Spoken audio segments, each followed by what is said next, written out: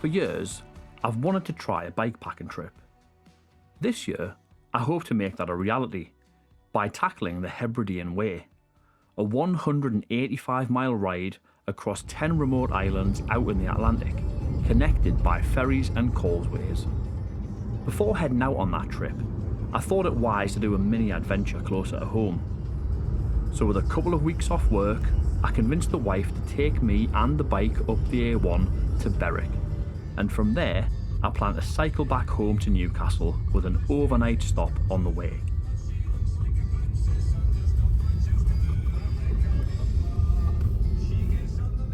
Could I fit everything in the new pannier and handlebar bags that I'd bought?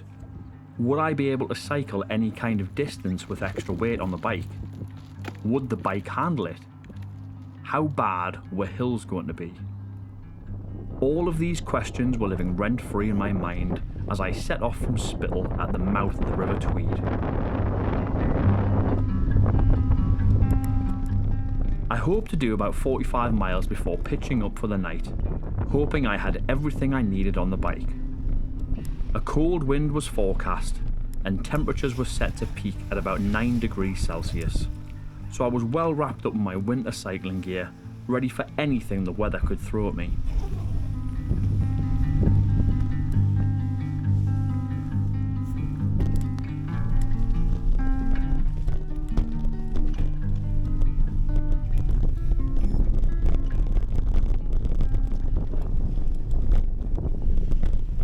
Following a combination of National Cycle Route 1 and the England Coastal Path, the first 10 miles of cycling was an absolute joy. Almost all of my riding these days is done on my road bike on relatively smooth roads. It had been a while since I had jumped on a cyclocross bike and hit anything a bit rough. This route through the dunes and following walking trails by farmers' fields was so much fun. A totally different kind of riding to what I'm used to. I had an ear-to-ear grin as the miles ticked by.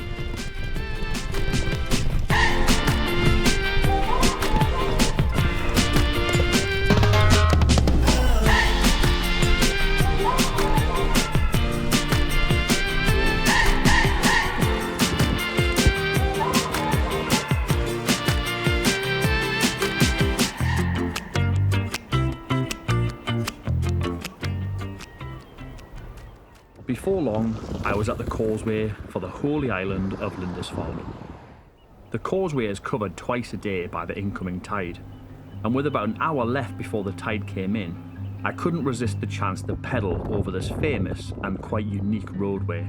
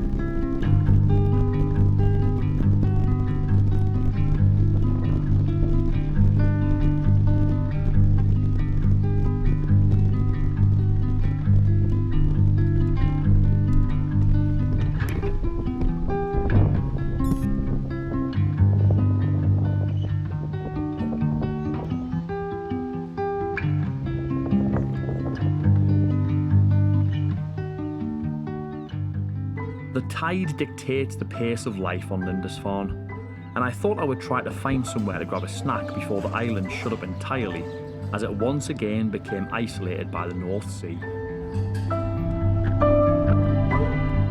Heading back over the causeway, I felt the full force of the offshore wind, which took several miles per hour off my speed. Usually when I'm riding, I'm looking at data, speed, heart rate, cadence, trying to maintain a respectable pace. But this was not the case on this day. With the bike fully loaded, it completely changed my mindset. I had a final destination, but I had all day to get there, and I had the freedom to change my plans at the drop of a hat. It was a different kind of ride, much more relaxed.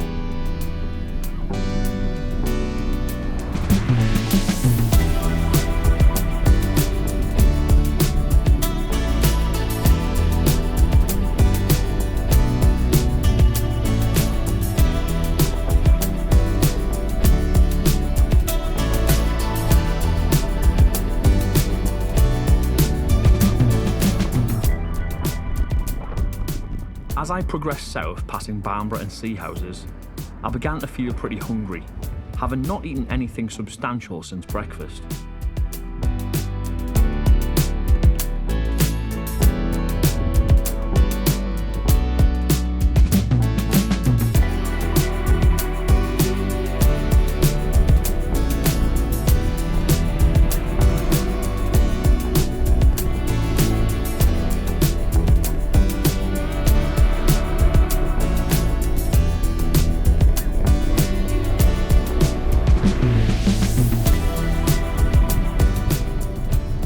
I was severely tempted by the smell from the fish and chip van at Beadnell, but instead of indulging, I thought I'd crack on and cover the last few miles to my intended camp spot for the night.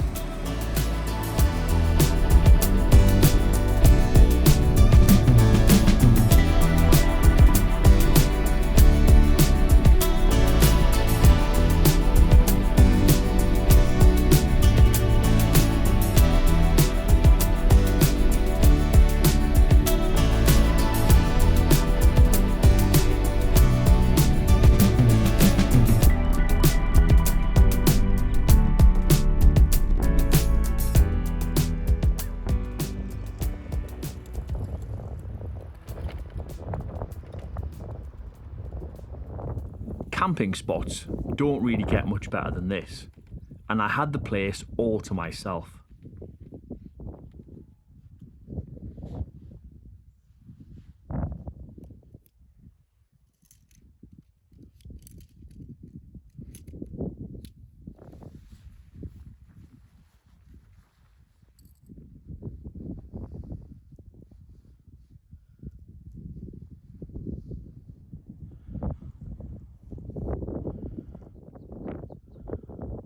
Once the tent was set up, it was time to get some food on.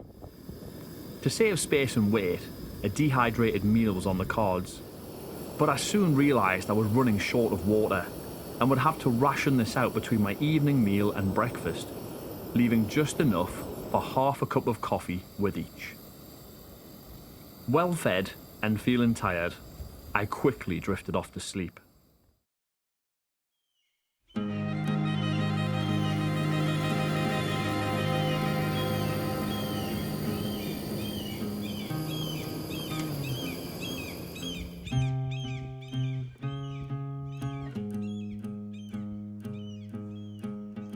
The view that accompanied breakfast was stunning. After a cold night, I sat there, warming myself in the first rays of a tremendous sunrise over the North Sea.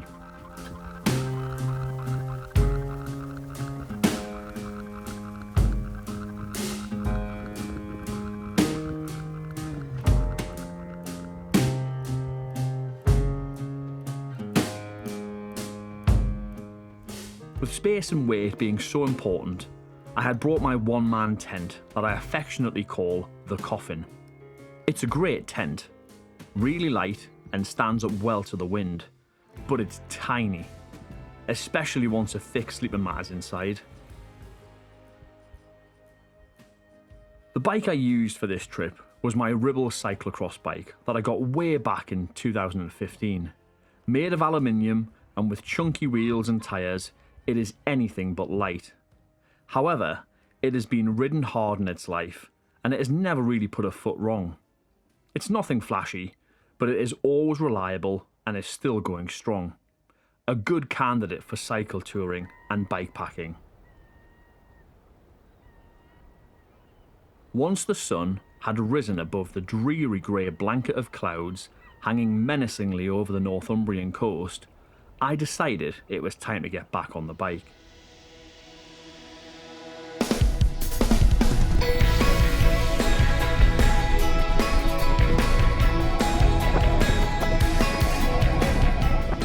I was feeling good and was covering the miles quickly. The priority was water. I was completely out and needed some as soon as possible. It was Good Friday and it was still very early. I hoped I'd have more luck in Alnmouth, but unfortunately everywhere was closed for at least another half an hour. Next stop would be Warkworth and then Amble, so I carried on, eventually finding a small shop open in Warkworth to refill my bottles and enjoy something sugary.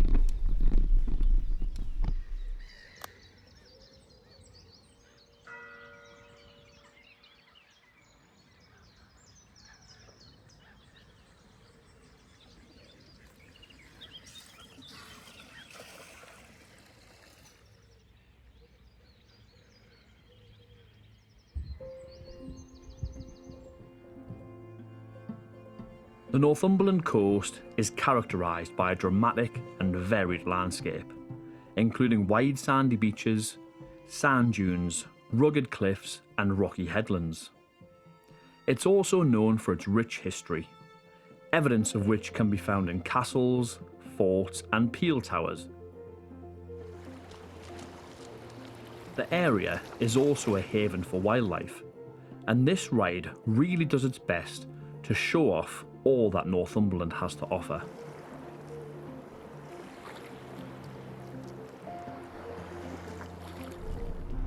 However, as I passed through Amble and skirted the glorious golden sands of Druridge Bay, I knew that the scenery was about to change as I entered the post-industrial landscape of southeast Northumberland. At this point, Cycle Route 1 became a bit of a mission. The route zigzags inland to avoid high-traffic river crossings and weaves in and out of industrial estates. It actually felt a bit grim compared to the rest of the trip, but I knew that soon I would be turning off to head inland towards home. I made it home just after lunch. The trip had covered about 115 miles, and I had answers to my questions. I could cover the miles needed. Hills were awful, but certainly doable. The bike handled the kit very well, and I had everything I needed on the bike. I'd definitely take more water next time, and I'm going to look at packing one of my larger tents to just give me that bit more space when the day's ride is over. But all in all, a very successful mini adventure in a beautiful part of the world.